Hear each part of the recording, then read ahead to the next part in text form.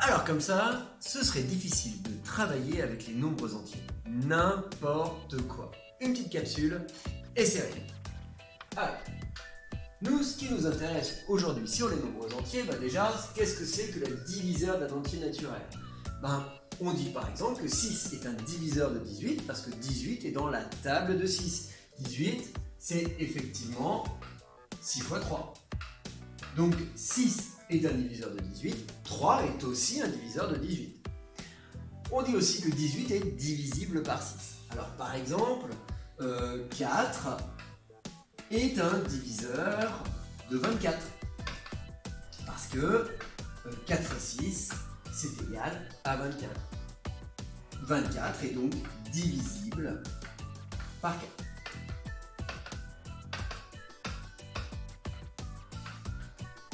Alors, deux petites remarques.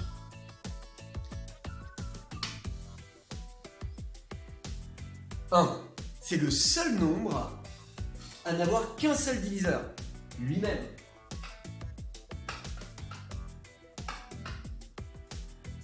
Un entier naturel différent de 1, par contre, lui, il a au moins deux diviseurs, 1 et lui-même. Par exemple, 24 tout à l'heure, il était divisible au moins par 1 et par 24. Il en a d'autres. Mais déjà, il est divisible par 1 et par lui-même.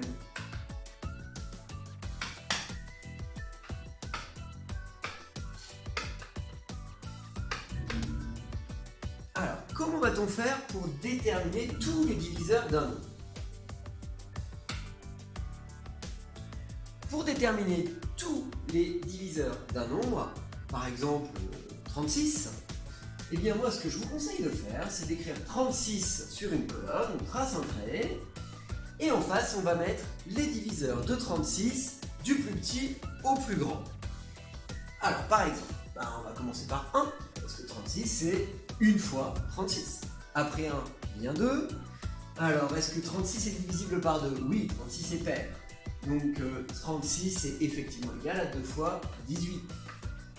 Après 2, 3, est-ce que 36 est dans la table de 3? Oui, aussi. 36 c'est 3 fois 12. Est-ce que 36 est divisible par 4? Aussi. 36 c'est égal à 4 fois 9. Est-ce que 36 est divisible par 5? Non, 36 ne se termine pas par 0 ou par 5, 36 ne se divise pas par 5. Donc on passe au suivant, 6. Ah oui, 36 est divisible par 6, 36 c'est 6 fois 6. Tiens, je suis à 6, en face j'ai l'autre diviseur qui est 6. Il ne sert donc plus à rien de continuer parce qu'après on va avoir 7, 8, 9 est ici, 10, 11, 12, 13, 14, etc. Et ici, nous avons donc tous les diviseurs de 36.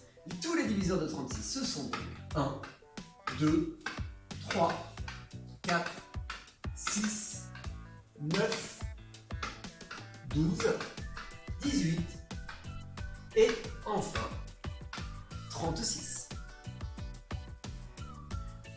Une application très pratique de connaître les diviseurs d'un entier naturel, c'est par exemple pour déterminer les diviseurs communs à deux entiers. Imaginons, voilà, j'ai un paquet de bonbons. Il y a 36 fraises taillada et 42 bananes. Moi, je vais les distribuer à mes amis dans des paquets qui contiennent exactement le même nombre de bonbons de chaque sorte. Quelles sont mes possibilités? Eh bien, pour cela, il me suffit d'énoncer la liste des diviseurs de 36. Alors, on vient de le faire. Les diviseurs de 36, c'est 1, 2, 3, 4, 6, 9, 12, 18 et 36. Quels sont les diviseurs de 42?